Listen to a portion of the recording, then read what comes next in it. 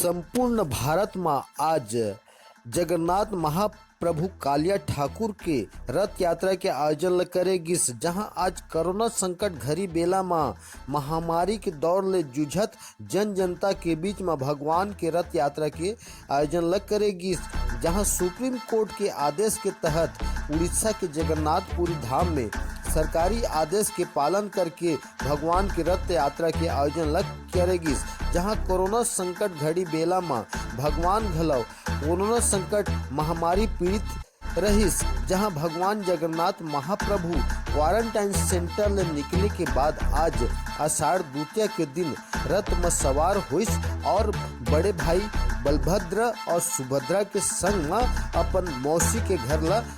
जाए के खातिर में निकली, जहां रथ आयोजन हर सोशल डिस्टेंस के शिकार ले जूझत दिखाई दिस, जहां भक्त और भगवान के बीच में कोरोना संकट की बदरी महामारी और सरलग घुमरत दिखाई दिस, जहां कोरोना लॉकडाउन के बेरा में रथ यात्रा के आयोजन में सोशल डिस्टेंस के शिकार ले भक्त भगवान घलो जूझत दिखाई दिन, जहां रथ यात्रा के दौरान भक्त और भगवान के भीड़ हर सरलग बारी बारी भगवान के श्री चरण में माथा नवात दिखाई दिस, जहां सरकारी आदेश के तहत सोशल डिस्टेंस के धज्जियां उड़ात भक्त और भगवान के बीच में दिखाई दी, जहां भगवान घलो कोरोना संकट महामारी के दौरान